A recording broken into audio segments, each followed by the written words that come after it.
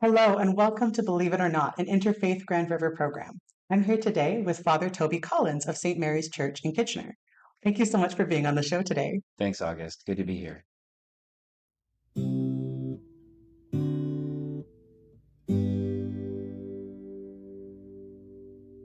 So tell me a little bit about yourself. Who are you when you're not in this room? I'm the pastor of St. Mary's Parish in downtown Kitchener. Uh, let's see, there's lots of things that, as you know, you do when you're involved in faith gatherings and all kinds of celebrations. You're walking with people and of all different backgrounds and sometimes beliefs, and you're gathering around some common beliefs that you want to celebrate and hold fast to and share. So we do a lot of that, and obviously a lot of outreach because we're in downtown. You can't go outside your door and see, some people who are homeless or struggling with mental addiction, with mental illness or addiction, and not do something about it. So we've got some outreach that focuses on food. And some housing with the tiny homes. Most importantly, just building relationship with sometimes people who are really struggling and isolated. You mentioned the Tiny Homes Project, Mhm. which I know you guys have been super involved in. Can you tell me more about that? Sure, yeah. When I first showed up at St. Mary's about 5 years ago, Ron Doyle was a parishioner who was coming to church every Sunday, and he said to me, there's a lot of people out there who don't have homes. And I saw something really cool the other day. This woman, Nadine Green, was putting up homeless people in her variety store. It's killing her business, but she's taken a stand, and he said, I admire that. And I think the church needs to be more involved in that kind of work. And I couldn't agree with him more. And I said, well, Ron, we're the church, and so what are we doing, Mm. kind of thing. And he said, well, I don't know yet, so we continued on to follow that. When she got evicted, that created an opportunity for Ron to say, am I going to do something about this? And he chose to hand over the key to the backyard of this industrial place that he had so the people who were being evicted that were staying at a variety store could come with her to his land, his property. And once that happened, it kind of grew into a project that other people were invited into, not just myself, but Jeff Wilmer from the very beginning, and Laura Hamilton, both leaders in the community with different skill sets. Jeff being the former CAO of the city of Kitchener, Laura Hamilton, I call her the professional feeder, but she's instrumental in the social development center of Waterloo Region in the work that they do. So, later on, we brought on, an accountant and somebody to get us incorporated and get the charitable status. But the team kind of gradually formed around these homeless people that we were supporting, and now we've built these Mennonite built 42 homes that house 50 people, and got a lot of collaboration from people in the community, but also a lot of resistance, as you can imagine. Hmm. Yeah. That's such an amazing project. Like, just a bunch of people deciding, let's do something. Yeah. So tell me about your backstory, your journey, because Mhm. um, were you born Catholic? What made you decide to become a priest?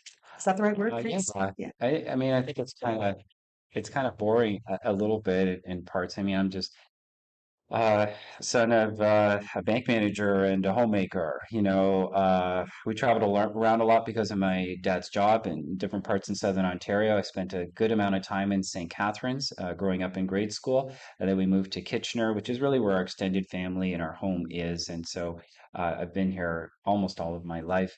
And yeah, I went to high school here at St. Jerome's, which when it closed down, went to St. Mary's, and then after that, I went to Wilfrid Laurier University. I was enjoying geography, and that was kind of neat. And then accidentally got interested in philosophy.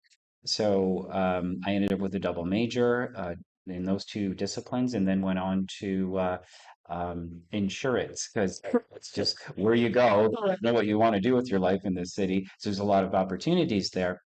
And I think my uncle got me into Manulife, and that started it for a few years. And I was at Clerica, now Sun Life, and moved around a bit, and it was good, to be with people and to get that experience. But I started landscaping, and I knew the equipment because I would work in a construction equipment rental place for a couple summers, and I just got interested in changing landscapes. So I ended up doing full residential landscaping. I opened up Tidy Toby Landscaping, and it was just great, to have that as a full-time successful business for about 8 months of the year, and then I would tuck back inside to insurance and just do contract positions in the winter. So all of that was going well, but there was still something missing. Oftentimes people will talk about that something more that they haven't discovered. And I kind of always thought it would be like married and having children and stuff like that. And I was, very much drawn to it, but it just wasn't unfolding, And I was like, what's wrong with me? Like what's the deal? And it turns out, I was always drawn to the priesthood, and I was just always resisting because of the sacrifices that came with it. Mm. But I also knew it brought great freedom and reward in many different ways. So it wasn't until I was in my mid 20 that I had the guts to actually consider it. And I started to pray more, which was the beginning of the end, really. Because you do get answers, I believe, in prayer. And when you get answers, you can't pretend not to get the answers. Because I tried doing that, and it just led to a lot of anxiety and stuff because, there was a direction being laid out for me. And once I surrendered and just kind of said, you know what, I'm going to try. I'm going to, enter the seminary. I found a religious community that I really liked, the Congregation of the Resurrection, and found my home there, and they gave me the start that I needed to really live out the vocation of religious life with the Congregation of the Resurrection, and then to move on to priesthood as well as part of my lived experience of religious life. That's pretty extraordinary from landscaping and geography and insurance to what you do now. It's You're amazing. changing landscapes and all of that. Yeah, yeah, that's true. Yeah, and we never know where things are going to lead us. Yeah. So tell me a bit about some of the main ideas that really resonate with you and drew you further into your faith.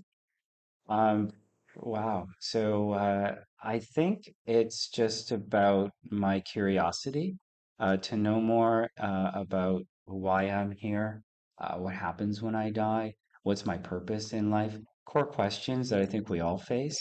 And I just like to dig a little deeper sometimes, and I think you can dig too deep too quickly. But as I was digging, I found certain things that really kind of just gave me answers to my questions or led me to questions I never knew were there. And what emerged from all of that was just a, a, a deep conviction that there is a God, that I was created out of love, and that I have something to do, that love impels me to do something. And looking at my traditions and my background, I mean, I shopped around a bit, in different places, you do that because they're big decisions and big commitments. But I decided to go with my roots and to live that out. And ironically, it was interesting that I discovered it wasn't so much about the choice as it was about the fidelity to my particular faith that would lead me closer to God, but also closer to other people of faith. Because as they enter more deeply into their faith, we discover that at the root of it all is this God of love, And so I think that's the most beautiful thing that I could ever discover, and it motivates me to do certain things with my life over and above the cultural norms or other things. In fact, it sometimes means that I move against cultural norms. Mhm. That's interesting, and it seems to connect so much to what we at Interfaith Grand River are trying to do with having these really important conversations and thinking really deeply about ourselves and each other. Absolutely. Yeah, it's so important. I think gathering together and sharing of experiences taught me one thing. It's that if we don't share respectfully and enter into those uncomfortable places of disagreement, um, it naturally ends in division, judgment, sometimes hatred, and even violence.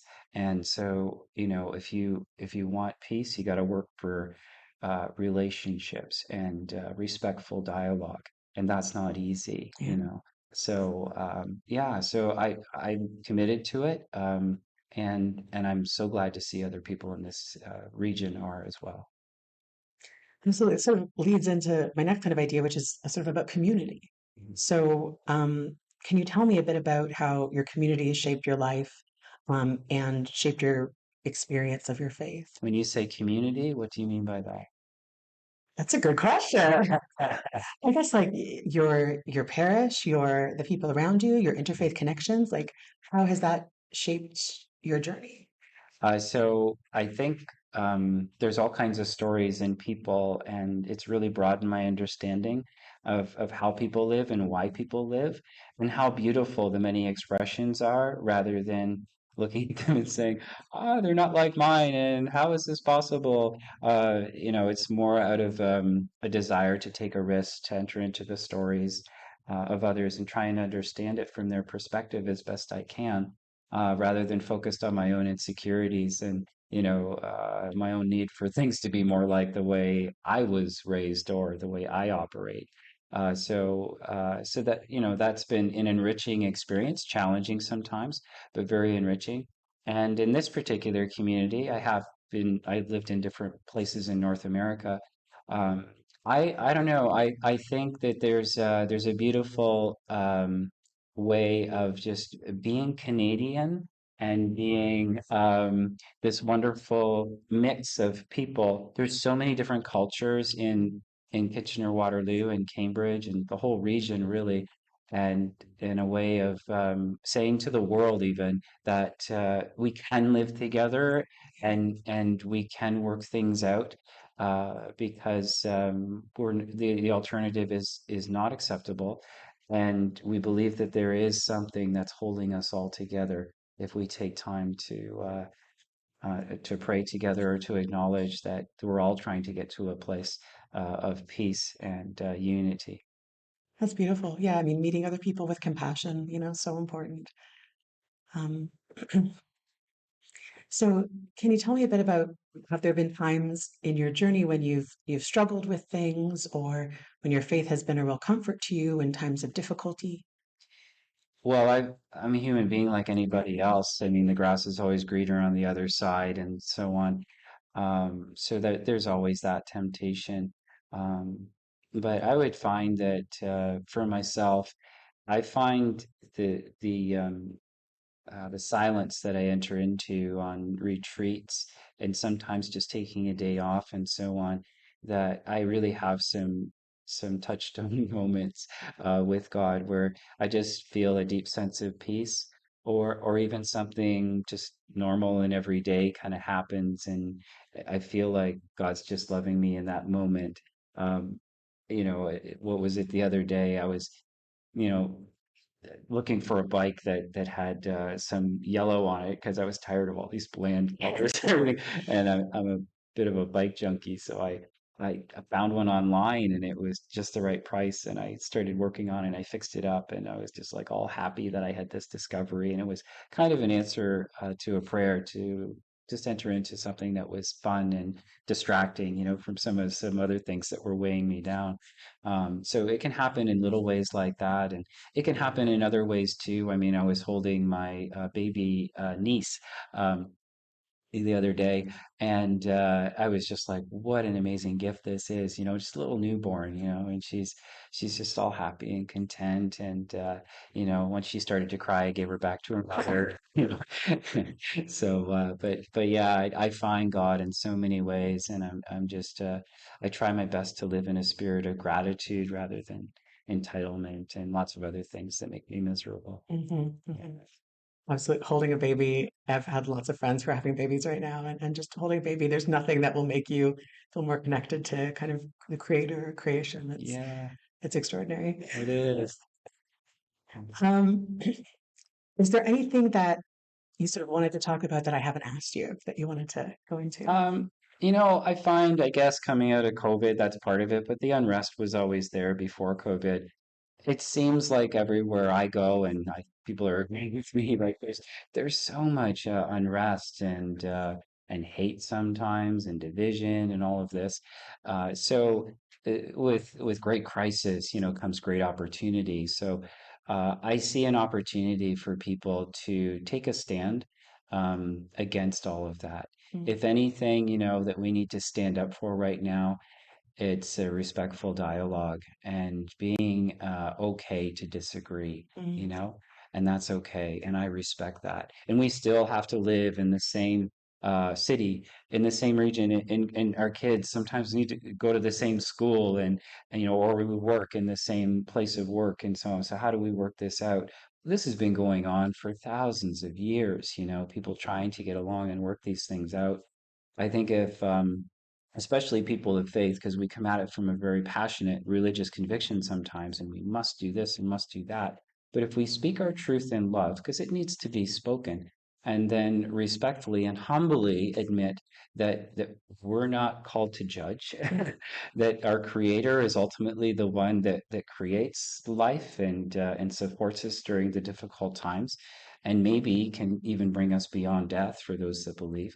I think we're going to be all right if we stay rooted in that, and that God sees everything, and everything that brings death will come to pass and bring what it brings, and everything that brings life will continue to live on, and we're all struggling, all of us, to figure out what's a better way to go and to make better decisions, So I think if we stay in that space with humility. Um, I think we're going to be okay. And I think that's really needed. And I don't see enough of that, approach or attitude kind of happening right now mhm, amidst all of the hate and entitlement and conviction. And a lot of it's good and it's a beautiful truth that people speak. But if it leads towards, violence and judgment and things like that, then I don't know. I really question it. mhm. Well, that's a lovely message, I think. Thank you. Yeah. Um, is there anything you wanted to share with the people at home as sort of the last word in our talk today? I think people are good. Everybody is good. I rarely run into a person who intentionally means to harm somebody else. They're coming out of it, usually out of a reaction to being hurt themselves or something else that happened. And I'm just like, you know what?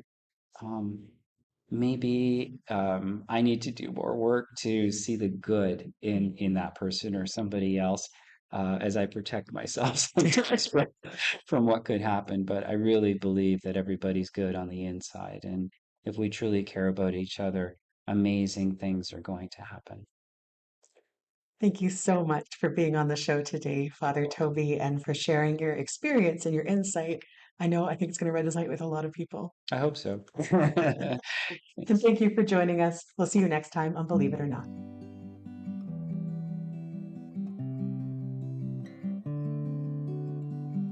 Oh my gosh. Okay. All right. We're both okay. We're good. We're good. We're good. Big laugh. Yeah, whenever you're ready, I'm good. Thank you so much for being on the show today, Toby. You're welcome, August.